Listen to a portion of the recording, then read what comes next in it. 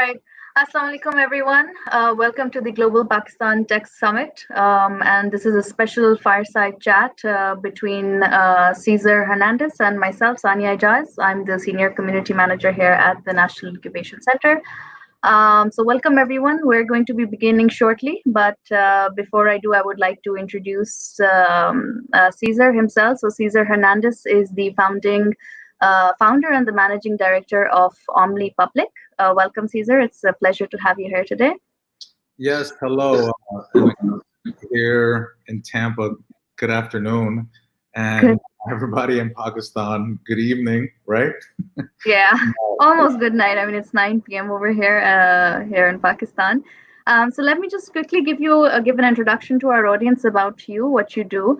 Omni Public is basically, from what I understand, it's a full suite strategy, public affairs, and public relations firm.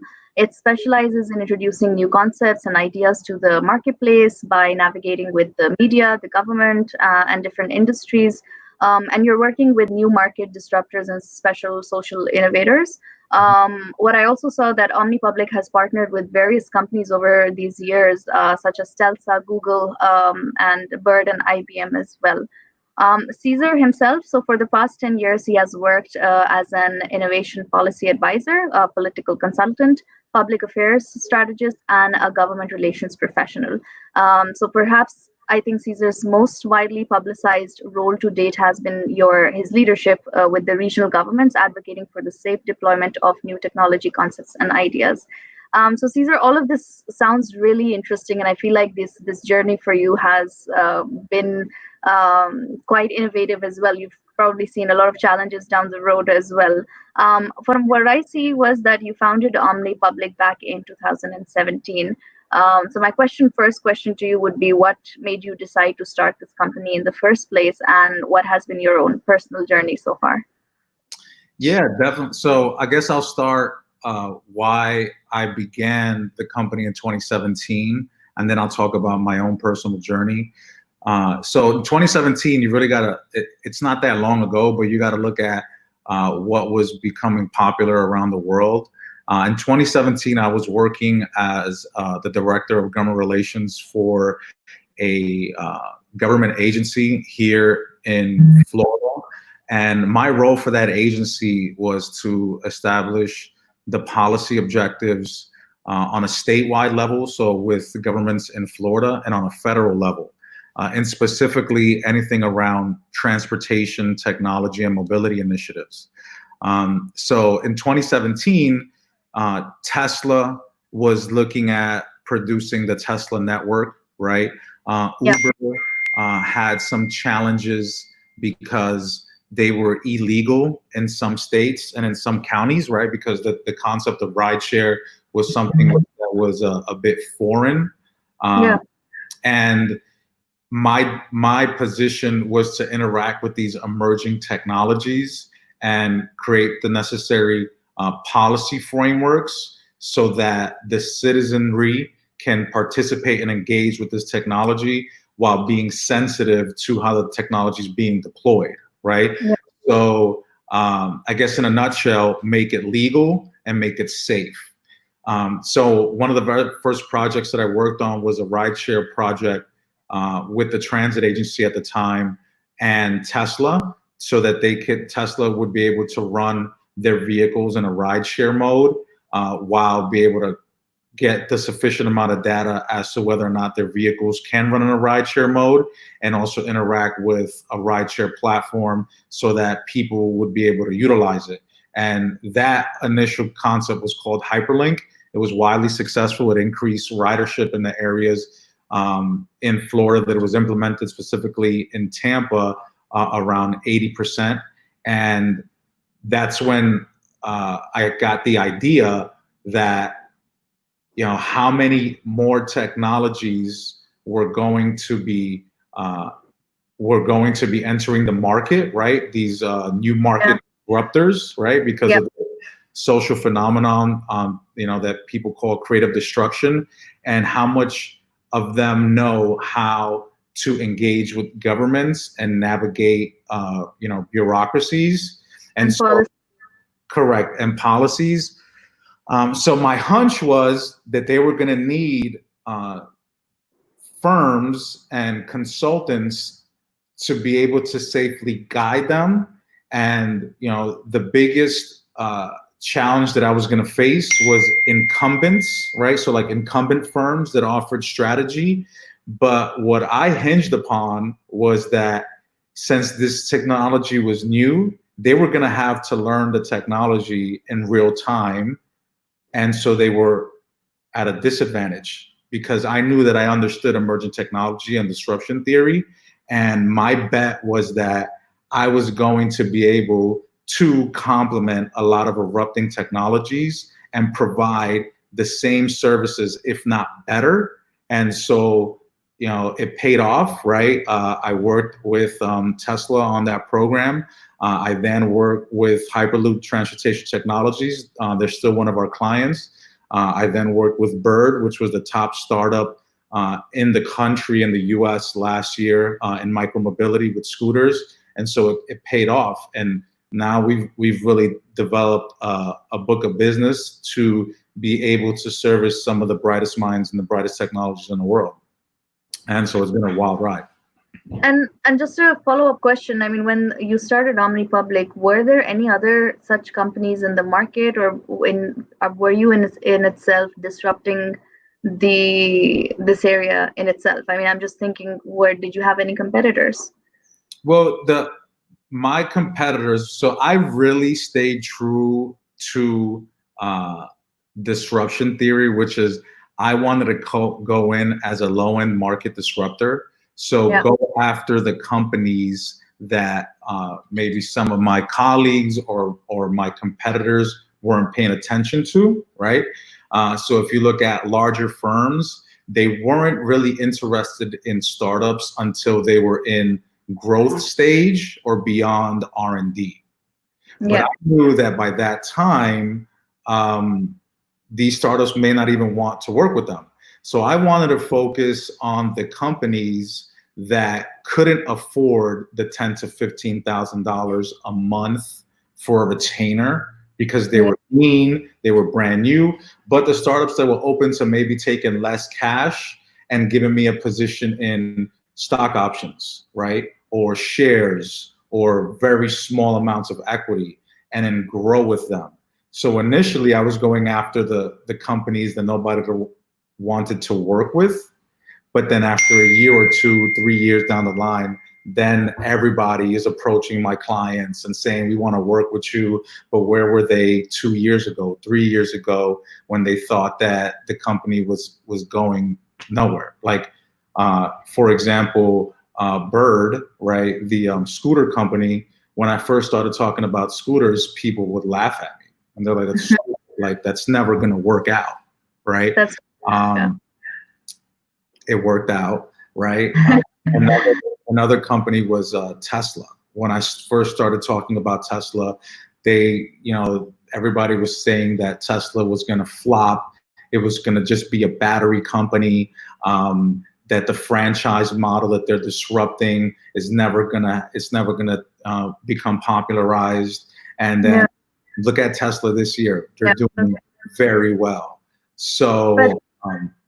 In your experience, has there been any projects or any startups that worked with you but were not able to really innovate or basically tested but failed? Has there been such cases? We've been very fortunate. We're doing really good.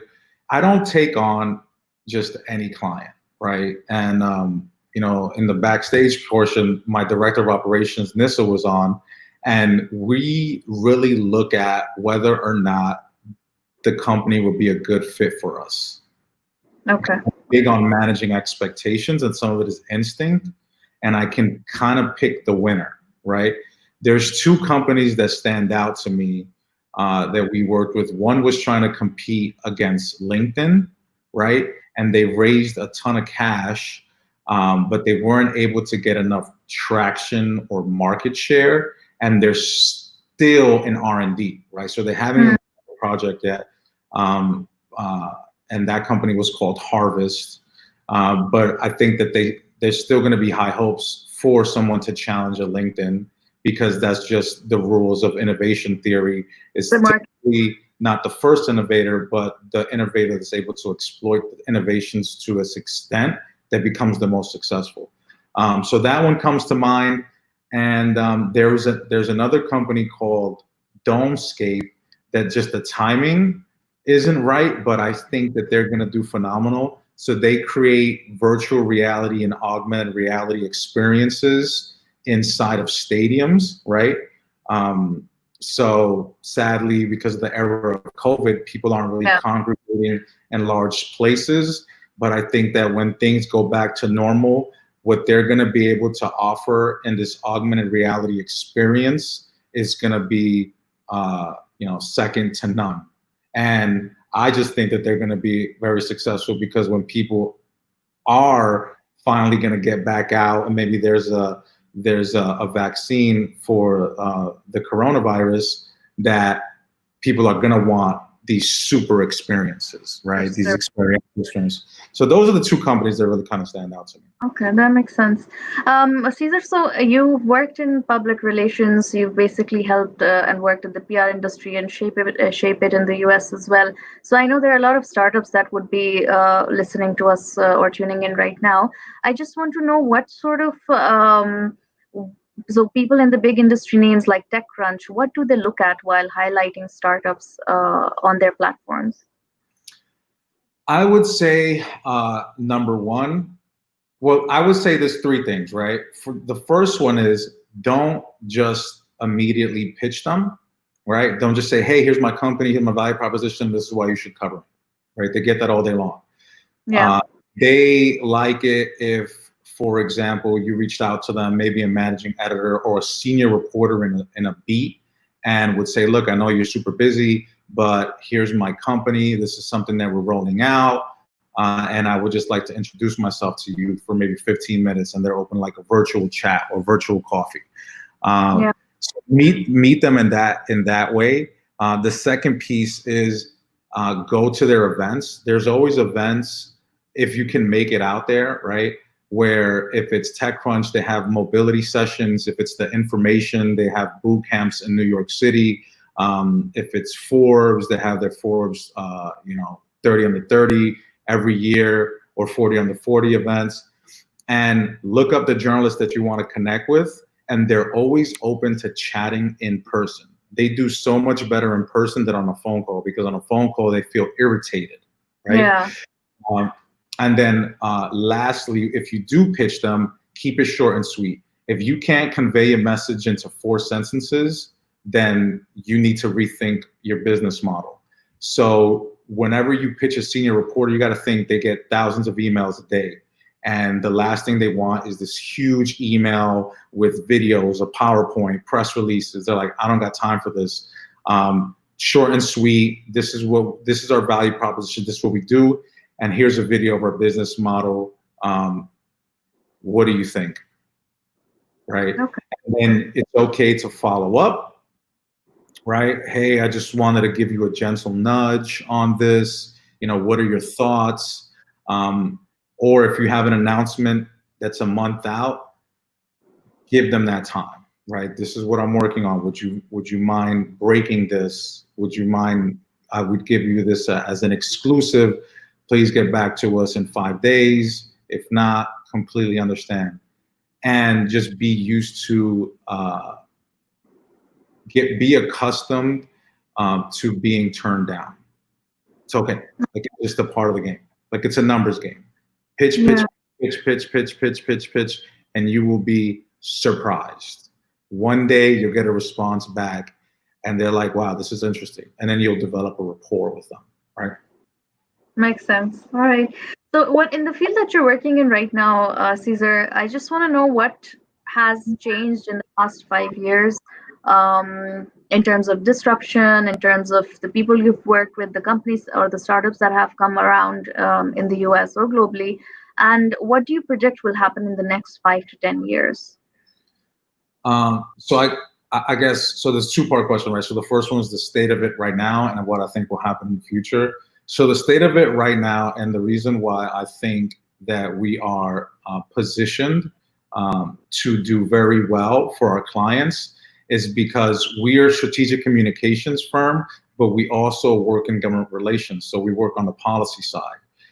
Whereas before, a lot of startup companies will have to get two firms. Now with Omni Public, they can just get one, right?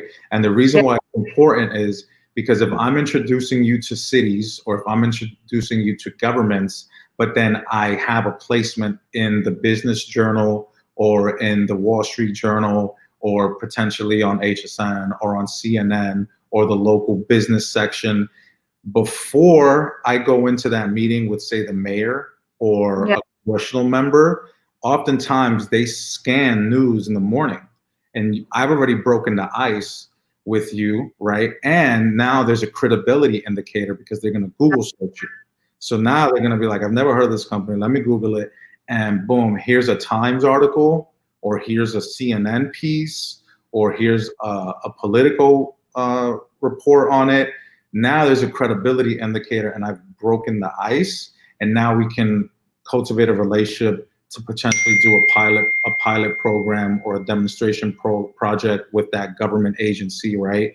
Or set a regulation that'll be favorable for the distribution of your technology, right?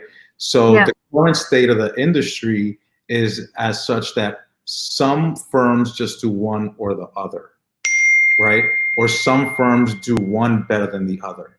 Whereas we're developing a public affairs expertise that would really capture both elements and serve our clients in the best fashion, right? Now, what I think is going to happen in the next 5 years in the industry is that these companies are going to try to morph and provide these services, because now you need services that are going to be all-encompassing as opposed to trying to hire a communications firm, That's true. lobbying firm, a federal lobbying firm, a state lobbying firm, a special districts lobbying firm, right? An internal communications firm, right? It's just, then you get bogged down and you create this bureaucracy, and innovation doesn't thrive in bureaucracy, right? Innovation thrives within loose frameworks where you can have the flexibility, and now you're creating all this bureaucracy within your company, and I just think that it's going to slow you down. Okay, makes sense. That's quite a big prediction there. But yeah, I mean, I personally feel, I mean, since the journey that you've just mentioned right now in the past 5 years, it has changed. There might be other companies or other organizations giving a full 360 solution, providing from the government side, from the policy, and the rest as well. Okay. The other question I wanted to ask you, I'm sure, as I've worked with a lot of startups in my day-to-day life as well, and this is just a question that's popping up right now. There are startups that do reach out to different PR firms, but the question or the confusion remains when to reach out to them. So as you mentioned in your previous answer as well, how can you basically, I'm just trying to phrase this properly, how will you be able to tell a startup when is it the right time to approach PR companies and how important it is to do so? So that initially, you should start PR from the beginning. But just because you start PR from the beginning doesn't mean that you need a PR firm from the beginning, right? Okay. So there's essential elements within public relations that every startup should have, no matter what. The first thing is digital assets. So you're always going to have a website, but in your website, you should have a media kit. The media kit needs to have approved videos and pictures, bios of the founders, right? Fonts, color schemes, your logo, because if people search you and they're gonna want some kind of information on you, it's right there. That's also, true. The best media kits have the business model in a 30-second video.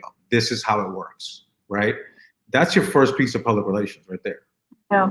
Is your digital asset. Yeah, I saw the one on your website as well. It's quite a nice, attractive video. It kind of explained everything that Omni Public does as well. And were you done? Sorry, or should I? What I was going to say is, so the first pieces of PR you should be able to cultivate and have that ready for you, right? And then the second piece of PR, you have to understand how to describe your founders, right? And you also have to understand how to describe your company. So try to write a release around yourself, the founders, right, and the company, because you have to start thinking, how am I going to explain this to someone that isn't within my industry, so that I tell the story and I simplify it. So if I had a client, those were the first things that I do with them off the bat, right? So now I think that you need a PR firm once you have a good amount of traction, right? And if you have enough marketing spend between minimum $2,000 to $5,000 a month to be able to have a firm come in and tell your story. But you need to be able to handle the traffic, because if I get you on the news talking about your product and you're not in R&D, you need to be able to have the ability to handle that volume for all the requests that you're going to get. Yeah, so it's the founder to know. Now, if it's an R&D company, which that means that you need credibility within the industry, because maybe you're going after a funding round, I would say you would need a firm to come in within that first year to get you in Business Insider, right? To get you in some industry-related publications, so that as you're pitching, there's a high possibility that these investors may have already heard about you. Okay, makes sense. And I'm guessing, from the nature of the startup, it also depends which publication or where you reach out to, right? So if it's more tech focused, if it's more related to agriculture or some other area, or a vertical focused, I believe that also changes, right? The kind of people you reach out to. Yeah, like if you want to go industry specific, like if it's an ag tech or VR, right? Whatever industry it is, there are some tools that you can pay for yourself to find what journalists are covering what, and then begin to reach out to them. Don't just reach out to the journalists by email, but find them on LinkedIn, on Twitter, on IG, and DM them and say, hey, I've been trying to reach out to you. Check us out. Use as many mediums as possible to try to get your story, or really to try to get your company highlighted. Okay, Cesar, one of my very last few questions I'd like to ask you. This is a very generic question, but I think it's something that's necessary for every startup founder who's starting out. They should hear. Based on your own experiences, I would just like to know, what piece of practical advice would you give to a startup founder who's starting out their own venture? So I think that number one is you have to be relentless about your pursuit and completely passionate about what you're doing. And it's a little bit cliche, but you need to be working on things that time just passes, right? Like sometimes I work 10-hour days, 12-hour days. And one time a friend said to me, man, Cesar, you have to think about work-life balance. And my response was, this is my work-life balance. Like, I love what I do, right? Like, I wouldn't be doing anything else. If you can find something that triggers you to that emotion, then you know that you have something very significant and special. And I'm a huge proponent of suspended thought. I always think that I can find a solution to my challenges if I think hard enough on it. And whatever it is that the challenge that is in front of you, I know that working in sometimes emerging economies, there may not be the same access to certain resources.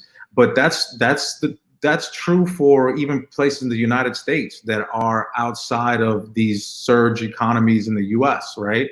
But we have the great equalizer, which is technology and the internet, that gives us the ability and flexibility to go after certain resources that maybe, think about it, 20 years ago, we didn't have those opportunities. So I would say that to have a relentless pursuit in your ambitions and your dreams, and do not be deterred, right? People like to use the word like, you got to be a little bit more realistic. I hate the term realistic because what's real for me, maybe it's not real for you. And so my pragmatisms look very differently than other people's pragmatisms. So relentless pursuit, and then define what your real is, and then go after it. That's a really good advice. But what has just a follow-up question. I mean, what has helped you to get where you are today? And I mean, what would you say in your story? How can it connect with your own personal story, and what led you to become the founder and managing director of Omni Public and get this started venture? Yeah, so I come from an immigrant family, right? So my family is originally from Guatemala, so it's a Central American country, and they moved to New York City in 1969, right? And immigrant family, grew up in Brooklyn, New York, and Brooklyn, New York at that time isn't the Brooklyn of today, right? It was a little bit harder life. Right? You got to grow up a little bit tougher, a little bit harder. And in high school, when most people were concentrating on studying, right, I was concentrating on surviving and how I'm going to get through the next year because of the violence that there was at the time. And my reality was that I had to shift from becoming the product of my environment to the product of my motivation, right? And I knew that what I was developing, right, this hardness was something that I would rely upon for the rest of my life. And it gives me the edge. So I may not know what everybody's story is out there that is potentially listening to this, but if you're growing up in Pakistan and you're growing up in a very hard environment, harsh environment, just know that in 10, 20 years, when you're trying to negotiate a business deal or negotiate stock options or shares, and you see how many zeros are beyond that, instead of thinking, wow, this is insurmountable, you're gonna have to go back to when you were in the struggle, right? And you go back and you reach into that and you say, but I have an education that potentially the people on the other side of that desk don't, and that is how to overcome and go through life's challenges and still come out on the other side, and it makes you a tougher person, right? So growing up in Brooklyn, New York was very different, and I'd love to tell you, yeah, like things were great, but today you may see me working with the brightest minds in the world and the top startups in the world. But by the age of 21, because of my circumstances, I had been arrested 6 times. I had been shot out twice. And what hit me was at one point, because I got into a fight, and one of the people that I ended up fighting was a detective, right, in law enforcement. So don't get into a fight with law enforcement officials. I was facing almost 15 years in prison. Wow. There was, in Brooklyn, they take you into what they call the tombs, right? So it's jail cells underground, and there's no windows. So you don't know what time of day it is, what day it is. And I remember being in the tombs and thinking to myself, my life isn't going to stop here. Like, today I'm around these individuals, but one day I'm going to be in a very different position. And so, how did you manage to get out of all of that, and just, like mentally as well? How did you keep yourself strong? What kind of motivated you? Well, in that case, right, because I wasn't at fault, a witness came out and said, look, we saw the whole situation. You were just defending yourself. Things got carried away.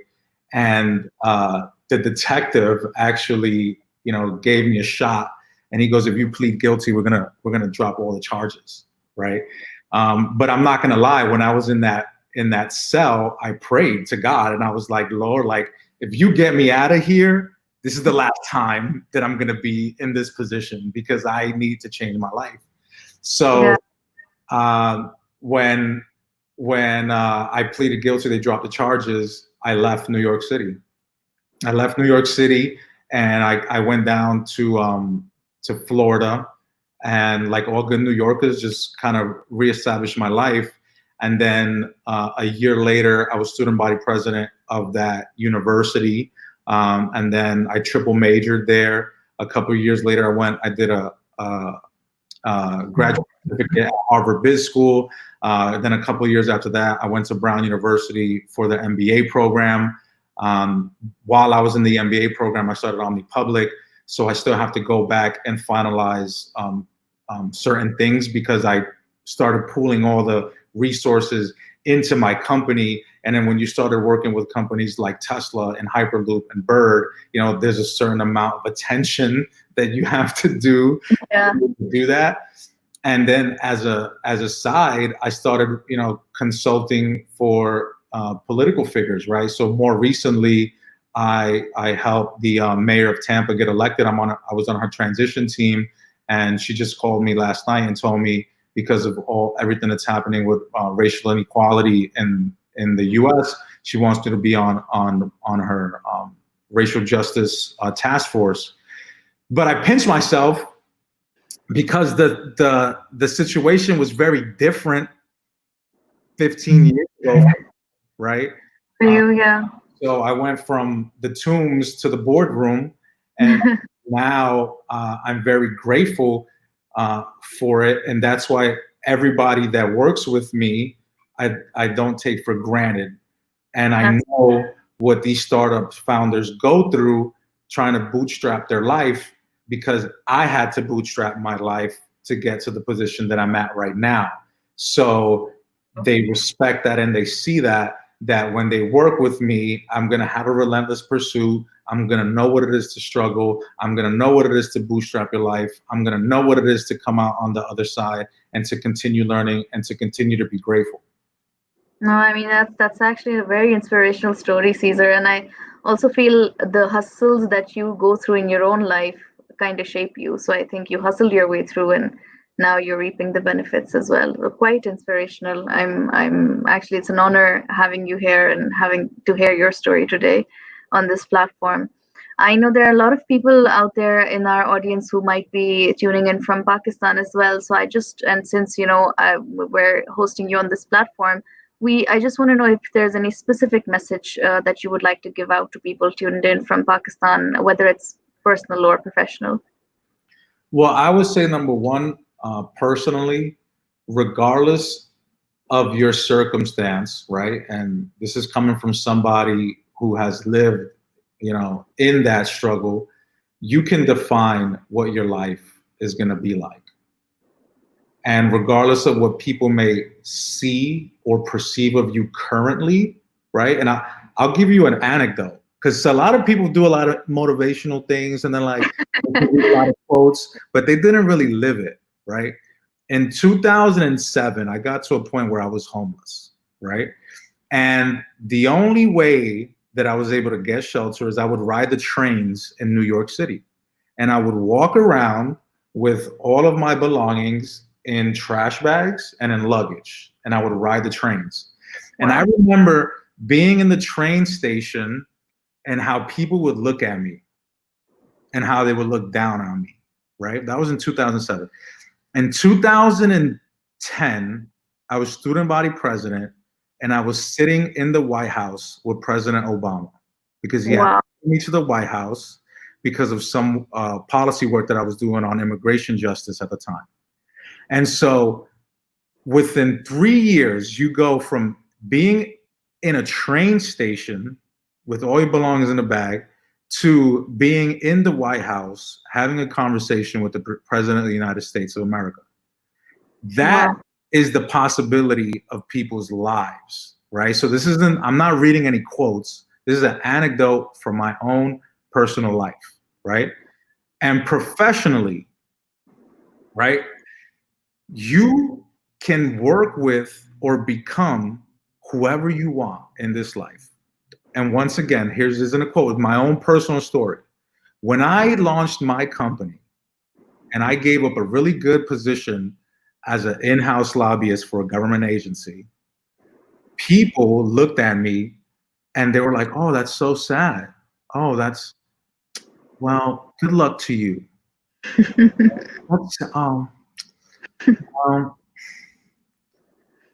With those sad eyes and yeah. job, right? And I was like, no, I am gonna work with the best companies in the world. And then when they asked me, well, who do you work with? And I said, I worked with this company called Tesla. You ever heard of them? Right? And then people would say to me, well, maybe you're just lucky, you know? And then I worked with Bird, and they were the top startup in the country, in the United States, the fastest billion-dollar valuated company in American history, right? Yeah. That was within 3 years, right? That the Lord literally blessed me to be able to work with some of the brightest minds in the world. I agree. No, God has been really kind to you, but I think it's your own decision to change your life as well. I mean, I think you, in your state, in your position that you were in, you decided to make that change happen, and then you worked towards it. Correct. So, and the thing is, you have to make that decision, but it has to be a full decision. It can't be, I think I'm going to do this, and potentially this will work out. You have to go all in your mind. There's no plan B, right? You got to scuttle the ships, and it's I'm going to make it or I'm going to break it. And let me tell you, I've broken it a lot. But because I've been in a position where I've had nothing, I'm not scared of it anymore. That's true. I've been able to lift myself out of that. So if for some reason I get to that position again, well, I've been there already. And if that's the worst life has to give me, I'm pretty comfortable with that because I've been there. You'll find your way back. Yeah.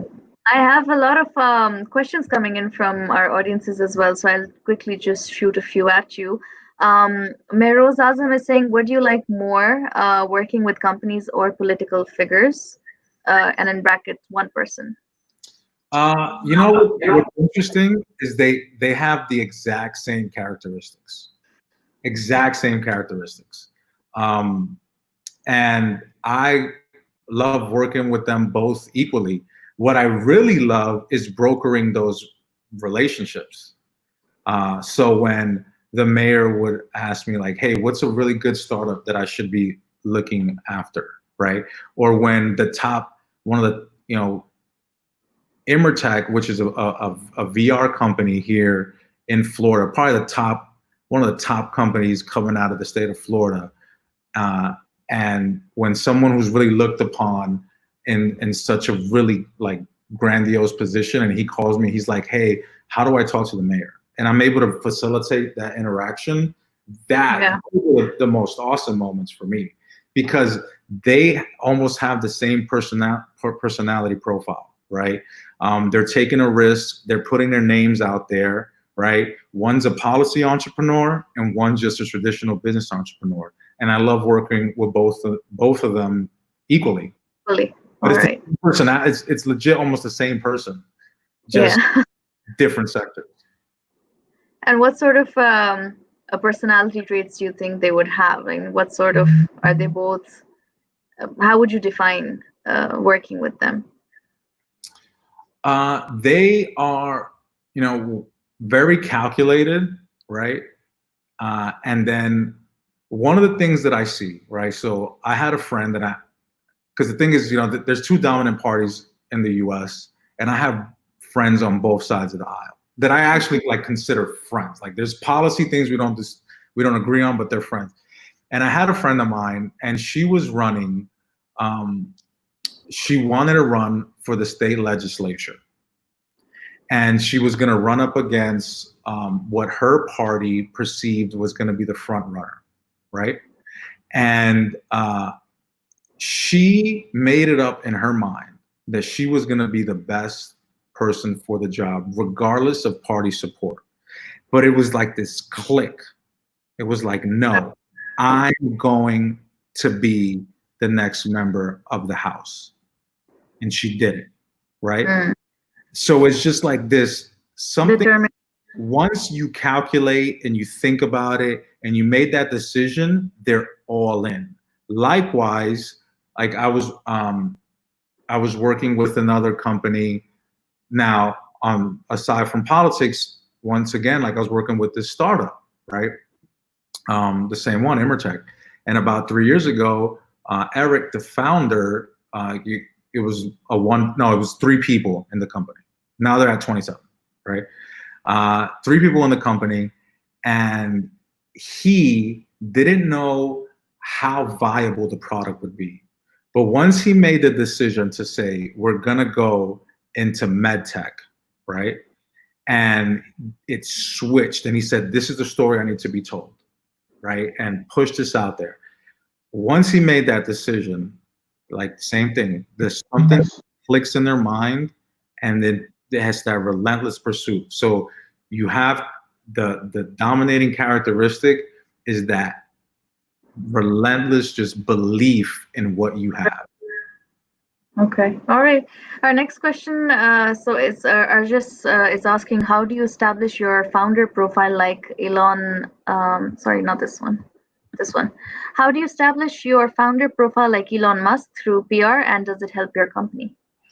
Well, you got to think that, like, so Elon Musk had a huge, I mean, the guy's been selling companies since he was a child, right?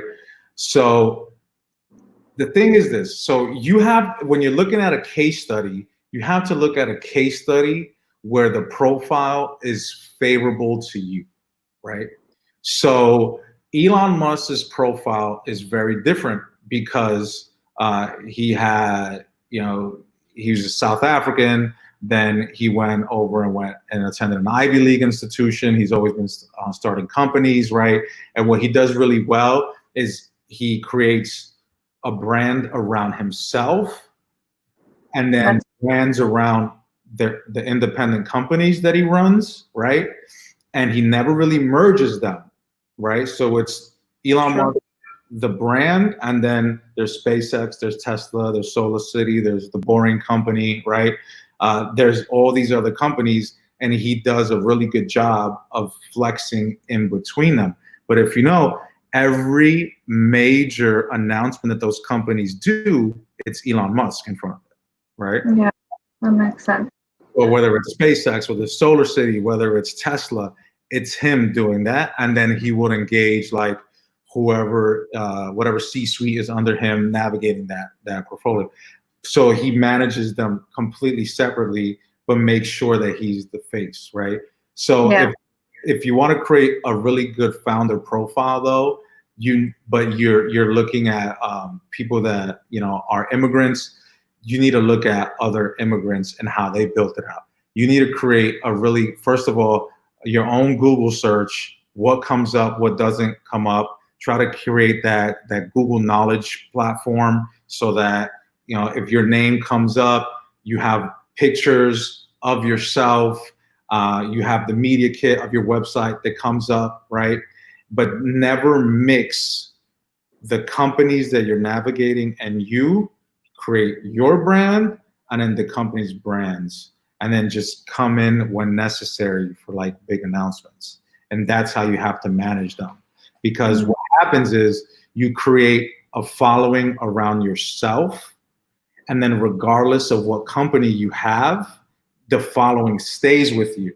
So that if you have company X, you sell company X and you're like, hey, I'm on to company Y, that following goes to company Y.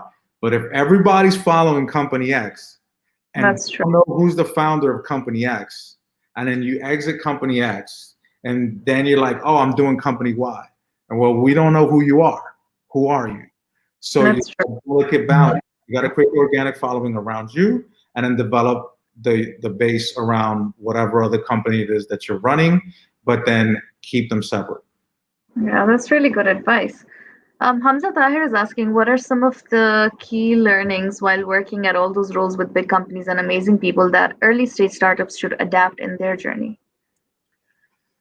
I would say that the first thing is take your value proposition and simplify it, right? Because number one, whether you're pitching investors, you need a very simple, like, this is my value proposition, this is why it works. That's going to be the same thing that you're going to talk to journalists, right? And it's going to be the same thing that you're going to have to sell to your team first to keep them engaged, right? That's true. So number one, understand your business model, and don't be hesitant to emerging strategies in your business model if something doesn't work. So if you have to pivot or tweak certain things, be open to those things, right? Don't just be sold 100%. Like, think about Blockbuster, right? So Blockbuster's business model wasn't videos. Blockbuster's business model was selling the knickknacks when you go and rent a video. And they were making so much money over it that when Netflix approached them and said, hey, you should like do on-demand services, they looked at their dollar amount of people coming in and buying knickknacks, and they're like, no, we make a lot of money here. But they failed to see the future. And how many Blockbusters were left? There's one. Yeah, that's true. So, yeah, understand your value proposition, understand your business model, simplify the business model and the value proposition. And the last thing, completely understand your market, right? What is the market going to look like?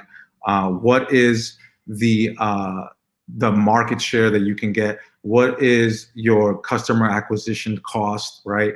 These are things that when you talk to seasoned tech reporters, they're going to ask you. And if you're dancing around it, they're going to know that you're not the real deal, or even if you talk to any investor. Okay, that's really good advice. Meroz is asking again, how different is managing PR between a company, product, and public figures? So when it's a product, it's completely different because the product is going to be interacting with consumers, right? And then since it's interacting with a consumer, I can only base judgment on how good the product is by interacting with it, right? I can't base opinions outside of my interaction with that tangible product. When dealing with public figures, you are the product, but people can base opinions off of your actions, right?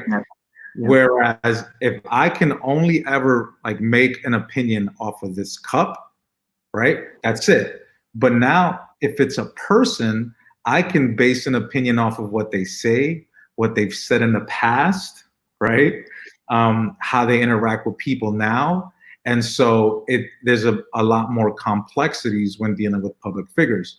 So when you first work with a public official or someone that's engaging in potentially going into politics or running for office, you do what's called oppo research, which is opposition research, which is I take on the role of the opposition and I try to find any negative key markers within the past that I'm going to use against you. But it's me doing it against myself so that I can either touch certain digital aspects up or create talking points around what I know my opposition is going to say about me.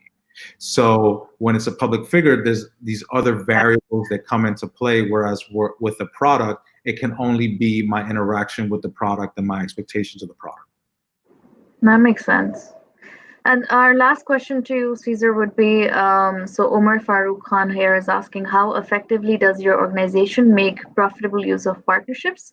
And is there any advice for making profitable partnerships? Yeah, so when you look at partnerships, you're gonna look at, there's a couple of things, but the two dominant ones that come to me is number one, B2G, so government partnerships, right?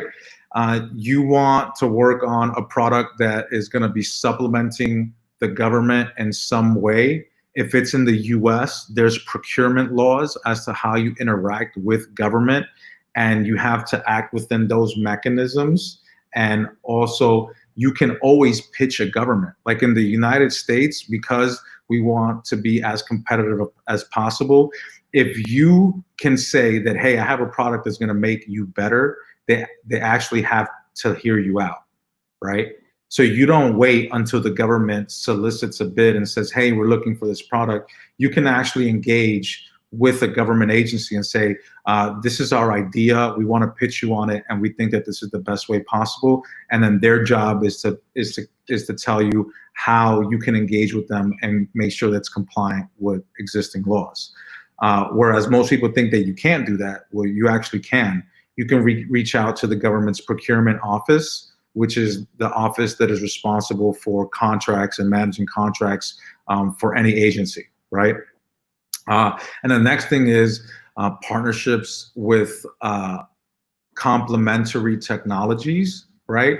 So, for example, we worked, I work with Hyperloop Transportation Technologies, and they were looking at, since Hyperloop isn't extant for mass scale usage right now, they wanted to be able to tell their story and have people be able to visualize it. So we facilitated a conversation with the virtual reality company called Magic Leap, where Magic Leap was able to curate a Hyperloop Technologies experience that you would put on and see what it would be to be inside of a Hyperloop, what a station would look like.